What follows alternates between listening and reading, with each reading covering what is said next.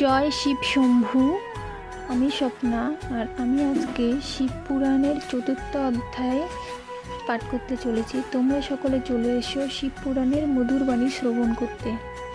আজকে ৪র্থ অধ্যায়ের পাঠ হলো ব্রহ্মার হংস ও বিষ্ণুর বরাহ রূপ ধারণের কারণ এবং ব্রহ্মাণ্ডের উৎপত্তির কথন।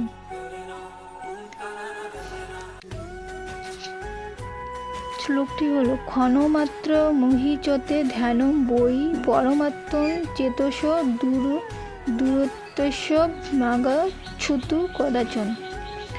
এই দুলানের অনেক বড় মানে হয়, শ্লোক হয়, তো আমি সেটাই তোমাদেরকে শোনাব।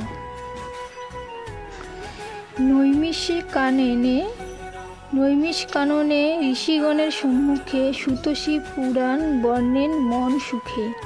ঋষিগণ কহিলেন সুতমণির প্রতি, শ্রবণ করিনু মোরা লিঙ্গের উৎপত্তি। আমাদের নিকটেতে সৃষ্টি নিরূপণ, এক্ষণে বিশেষরূপে করহ কীর্তন। শ্রী বিষ্ণু বরাহ মূর্তি ব্রহ্মা হংস মূর্তি, কি কারণে ধরিলেন বলহ সম্পত্তি। সুত কহে আপনাদিগের প্রশ্নমত, বর্ণি আমি সর্বকথা অল্পে যথাযথ। আকাশেতে স্থিরভাবে করিতে গমন, বিশেষ সামর্থ্যবান হয় হংসগণ। জলের সহিত দুগ্ধ মিশ্রিত থাকিলে, হংস শুদ্ধ দুগ্ধ পান করে অবহেলে। সেই রূপ মিশ্রিত গানাগানের অংশ, ভেদ করিবারে পারে একমাত্র হংস। তাই ব্রহ্মাগান রূপ বিবেক লোভিতে, পর্যটন করিলেন হংসের রূপেতে। আর বিষ্ণু লিঙ্গ দেখি হইয়া চিন্তিত, যুগপত নানা কাজে হইয়া ব্যাপৃত। সদ জ্ঞান তত্ত্ব জানিবার তরে, অতিশয় চিন্তান্বিত হইয়া অন্তরে। বরাহ কল্পকে সুপ্রসিদ্ধ করিবারে, রূপ ধরিলেন হরি বরাহ আকারে। শ্রীহরি বরাহ মূর্তি ধরেন যখন, বরাহ কল্পের শুরু হইল তখন। অথবা বিশ্বনাথের ইচ্ছার কারণে, ধরেন এমত রূপ তাহারা দুজনে। সৃষ্টি করিবার ইচ্ছা করি অতঃপর, বিষ্ণুকে নির্গুণ শম্ভু দানিলেন বর।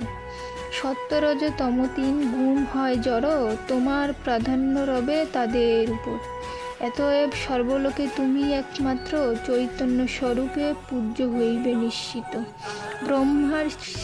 ব্রহ্মার সৃজিত এই লোক সাধারণ, নানাবিধ দুঃখ কষ্ট পাইবে যখন।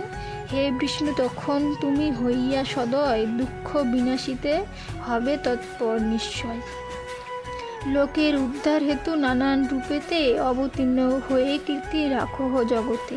রুদ্রের শরীর দ্বারা আমি সর্বক্ষণ, জগতের হিতকার্য করিব সাধন।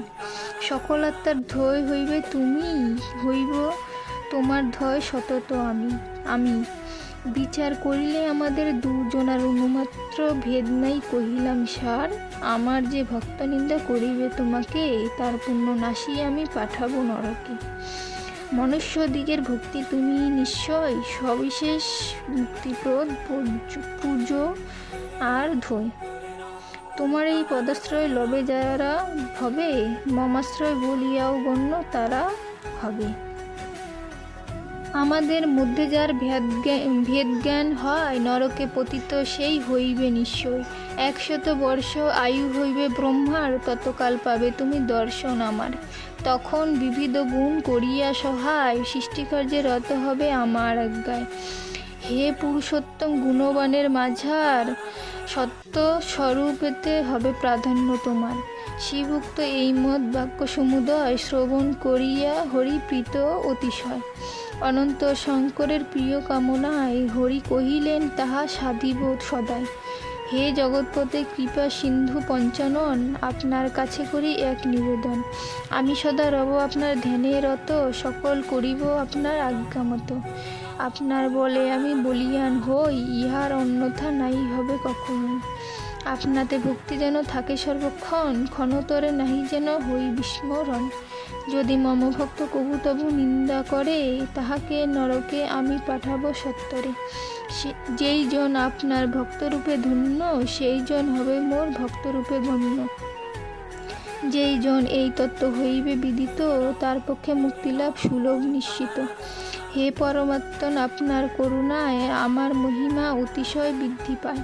কখনো অবজ্ঞা যদি করি আপনার, তবে তাহা ক্ষমা করিবেন গুণধার।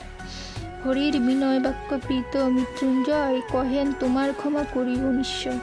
সকল কল্যাণকারী শম্ভু অতঃপর, তথা হতে অন্তর্হিত হলেন সত্তরায়। আজকে শিবপুরাণের 4th অধ্যায়ে 3টে পাঠ আমি আপনাদের শ্রবণ করে শুনিয়েছি, আর 3টে পাঠ বাকি আছে। এই 3টে পাঠ আমি নেক্সট দিন থেকে আবার শুরু করব। আজকে এখানে সমাপ্ত করছি, কারণ অনেকটা সময় লেগে যাবে, এবং যেহেতু 10 মিনিটের যদি উপরে হয়ে যায় ভিডিওটা, তখন আমার ইউটিউবে আপলোড করতে অনেকটা ডাটার প্রয়োজন হয়, যেই ডাটাটা আমার হয় না, সম্ভব হয়ে ওঠে না। আমি শ্রীমদ্ ভগবদ্গীতারও মধুরবাণী ইউটিউবে আপলোড করি, তো সেহেতু আমি আজকে 3টে পাঠ, 4th অধ্যায়ের 3টে পাঠ করলাম, আর নেক্সট দিন আবার 3টে পাঠ করব। আজকে এখানেই শিবপুরাণের এই মধুরবাণী সমাপ্ত করছি। আপনারা সকলে চেষ্টা করবেন শিবপুরাণের এই মধুরবাণী শ্রবণ করার বা শিবপুরাণ পাঠ করার। এমন অনেক অজানা যেগুলো আমিও জানতাম না, আমি ভগবান সম্পর্কে সে সকল কিছু জানতে পারি, এবং ভগবানের প্রতি আমার ভালোবাসা, ভালো লাগা আগে থেকেই ছিল, এবং শিবপুরাণ পাঠ করার পর আরও বেড়ে গেছে। তাই আপনারা চেষ্টা করবেন ভগবানের ভক্ত হয়ে শিবপুরাণ পাঠ করার বা শিবপুরাণের মধুরবাণী শ্রবণ করতে হলে স্বপ্নের ভ্রমর আমার ইউটিউব আইডির নাম। এই আইডিকে লাইক, সাবস্ক্রাইব এবং সাপোর্ট করবেন, এবং শেয়ার করে পাশে থাকবেন। তাহলে রোজ দিন শিবপুরাণ ভিডিও আপলোড করলে, বাবা শিব এবং মাতা পার্বতীর ভিডিও আপলোড করলে আপনাদের কাছে সবার আগে চলে যাবে। তাই আপনারা আমার পাশে থাকুন, আমি আপনাদের পাশে আছি, এবং সকলে ভালো থাকবেন। আজকে এখানেই সমাপ্ত করছি। ধন্যবাদ।